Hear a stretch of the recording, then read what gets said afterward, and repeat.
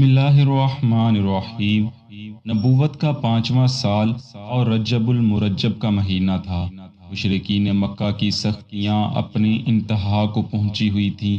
بالآخر سرور کائنات حضرت محمد رسول اللہ صلی اللہ علیہ وآلہ وسلم نے اپنے جانثاران کو مکہ چھوڑ کر حبشہ کی طرف ہجرت کرنے کی اجازت دے دی۔ ہجرت کا اندیہ ملتے ہی سب سے پہلے جن خوش نصیبوں نے اپنے عزیز و اقارب، مال و متاع اور وطن چھوڑ کر ملک حبشہ ہجرت کی، ان میں 11 مرد اور 4 عورتیں شامل تھیں۔ اس قافلے کے رئیس حضرت عثمان بن مظعون رضی اللہ تعالی عنہ تھے، اور قافلے میں دیگر افراد کے علاوہ حضرت ابو سلمہ بن عبد الاسد رضی اللہ عنہ اور ان کی اہلیہ حضرت ام سلمہ رضی اللہ عنہا بھی شامل تھیں۔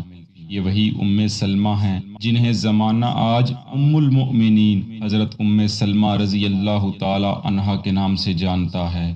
آپ کا نام ہند اور کنیت ام سلمہ ہے، اور آپ قریش کے خاندان مخزوم سے تعلق رکھتی تھیں۔ آپ کے قبول اسلام سے متعلق ہے کہ جب رسول اللہ صلی اللہ علیہ وآلہ وسلم ابھی در پردہ تبلیغ دین فرماتے تھے، اور ابھی صرف 10 نفوس قدسیہ نے اسلام کے دامن میں پناہ لی تھی، آپ اپنے شوہر کے ہمراہ چھپ کر رسول اللہ صلی اللہ علیہ وآلہ وسلم کے پاس حاضر ہوئیں اور کلمہ پڑھ کر دین اسلام میں داخل ہونے کا شرف حاصل کیا۔ آپ کا تعلق چونکہ ایک مشہور و معروف قبیلے سے تھا، اور آپ کے والدین عرب معاشرے میں ایک اونچا مقام رکھتے تھے، تو لوگوں کی نظر میں آپ کو عزت کی نگاہ سے دیکھا جاتا تھا۔ مگر جو ہی مشرکین عرب پر آپ کے اسلام لے آنے کی خبر عیاں ہوئی، تو یکسر تمام رشتہ داریاں اور دوستیاں ختم ہو گئیں۔ وہ جو قدم سے قدم ملا کر چلتے تھے، اب خون کے پیاسے ہو چکے تھے۔ ظلم و زیادتی کا ایسا دور شروع ہوا کہ جو بڑھتا ہی چلا گیا۔ بالآخر آپ نے اپنے تمام عزیز و اقربا، مال و متاع کو چھوڑا اور حبشہ کے سفر پر روانہ ہو گئی۔ حبشہ پہنچی تو اللہ عز و جل نے آپ کو ایک خوبصورت بیٹا عطا فرمایا، جس کا نام آپ نے سلمہ رکھا۔ یہ بچہ آپ رضی اللہ عنہا کو اس قدر پیارا تھا کہ آپ اسی کے نام سے ام سلمہ مشہور ہو گئی۔ کچھ عرصہ آپ حبشہ میں مقیم رہیں، تو ایک روز قریش مکہ کی جانب سے یہ خبر ملی کہ مسلمانوں اور مشرکین میں اتحاد ہو گیا ہے، اور تمام کفار بھی مسلمان ہو گئے ہیں۔ یہ بہت بڑی خبر تھی، کیونکہ اس خبر کے ساتھ ہی ہجرت کرنے والے لوگوں کو اپنے عزیز و اقارب اور وطن کی یاد ستانے لگی۔ بالآخر یہ طے پایا کہ اپنے وطن واپس لوٹا جائے۔ حق کی راہ میں شدائد و مصائب برداشت کرنے کے بعد یہ قافلہ، جس میں ام المؤمنین حضرت ام سلمہ رضی اللہ عنہا بھی تھیں، جب اپنے شہر کے قریب پہنچا تو بنی کنانہ کا ایک شخص ملا۔ حبشہ سے آنے والوں نے اس شخص سے مکہ کا حال پوچھا تو وہ بولا، یہ تو اہل مکہ کی ایک چال تھی جس کا شکار ہو کر تم لوگ واپس لوٹ آئے ہو۔ وہ تو ابھی بھی اپنی پرانی روش پر ہی قائم ہیں۔ یہ خبر ان چند نفوس قدسیہ پر کسی قیامت سے کم نہ تھی جو اتنی تکلیفیں برداشت کرنے کے بعد اپنے وطن پہنچے تھے۔ بس انہوں نے باہمی مشورہ کیا کہ اب واپس حبشہ لوٹ جانے کی بجائے ایک مرتبہ نبی کریم صلی اللہ علیہ وآلہ وسلم کی بارگاہ میں حاضر ہوا جائے، پھر جو آپ حکم فرمائیں گے وہ ہم قبول کریں گے۔ چنانچہ جب یہ فیصلہ ہو گیا تو تمام قافلہ والے اپنے کسی نہ کسی عزیز کی مدد لیتے ہوئے مکہ میں داخل ہونے میں کامیاب ہو گئے۔ حضرت ام المؤمنین ام سلمہ رضی اللہ عنہا بھی اپنے شوہر کے ہمراہ مکہ داخل ہوئیں اور حضرت ابو طالب کی پناہ لی، مگر اپنے وطن میں یہ قیام دیر پا ثابت نہ ہوا۔ بالآخر ایک مرتبہ پھر رسول اللہ صلی اللہ علیہ وآلہ وسلم حبشہ کی طرف ہجرت کرنے کی اجازت عطا فرمائی، اور سیدہ ام سلمہ رضی اللہ عنہا ایک مرتبہ پھر اپنے عزیز و اقارب اور وطن کو چھوڑ کر حبشہ کو ہجرت کرنے والوں میں شامل ہو گئیں۔ یوں آپ اپنے آبائی وطن اور عزیز و اقربا کو دین اسلام کی سربلندی اور خدا اور اس کے رسول کی رضا کی خاطر چھوڑ کر حبشہ کو 2 بار ہجرت کرنے والے خوش نصیبوں میں سے ہیں۔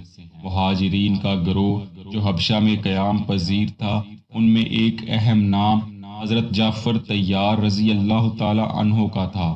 آپ وہیں مقیم رہے، لیکن ہجرت مدینہ سے قبل چند مہاجرین ایک بار پھر مکہ مکرمہ روانہ ہو گئے۔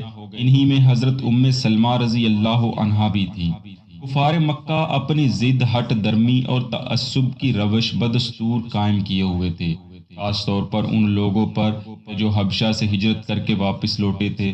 ظلم و ستم کے پہاڑ توڑے جا رہے تھے۔ انہی دنوں رسول اللہ صلی اللہ علیہ وآلہ وسلم نے ظلم کی چکی میں پسے مسلمانوں کو ہجرت مدینہ کی نوعید سنا دی، اور صحابہ کرام گروہ در گروہ مدینہ شریف کی طرف چل دیے۔ جب سیدہ ام المؤمنین حضرت ام سلمہ رضی اللہ عنہا نے اسلام کی خاطر تیسری بار اپنا وطن چھوڑنے کا ارادہ فرمایا، تو آپ کے ساتھ وہ دردناک واقعہ پیش آیا کہ جسے یاد کر کے دل خون کے آنسو رو دیتا ہے۔ ہوا کچھ یوں کہ جس روز آپ نے ہجرت کا ارادہ فرمایا، تو آپ کے ساتھ آپ کے سابقہ شوہر حضرت ابو سلمہ اور آپ کے بیٹے حضرت سلمہ بھی تھے۔ آپ اپنے بیٹے کو گود میں لیے اونٹ پر سوار تھیں، اور آپ کے شوہر نے نکیل تھام رکھی تھی۔ عین اسی وقت آپ کے خاندان والوں نے آپ کا راستہ روک لیا اور آپ کے شوہر سے کہنے لگے، اے ابو سلمہ، تم جہاں جانا چاہتے ہو جاؤ، لیکن ہم اب اپنی لڑکی کو تمہارے ساتھ نہیں جانے دیں گے۔ حضرت ابو سلمہ نے کہا، یہ میری بیوی ہے اور میرے بیٹے کی ماں ہے، لہٰذا میں اسے جہاں چاہوں لے کر جا سکتا ہوں۔ خاندان والوں نے ایک نہ سنی اور اونٹ کی نکیل زبردستی تھام لی اور کہنے لگے، یہی ہمارا فیصلہ ہے۔ حضرت ام سلمہ یہ منظر دیکھ رہی تھی۔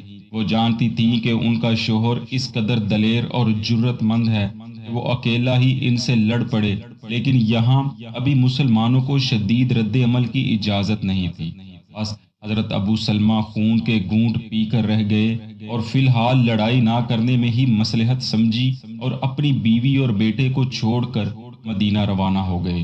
حضرت ام سلمہ کو لے کر ابھی آپ کے خاندان والے واپس مڑے ہی تھے کہ حضرت ابو سلمہ کے خاندان والے بھی آ گئے اور کہنے لگے، جب تم نے اپنی لڑکی کو ہمارے آدمی سے چھین لیا ہے تو پھر ہم اپنے بچے سلمہ کو کیوں اس کے پاس رہنے دیں؟ چنانچہ یہ کہہ کر وہ آگے بڑھے اور زبردستی حضرت ام سلمہ سے بچہ چھین کر لے گئے، اور حضرت ام سلمہ اکیلی رہ گئیں۔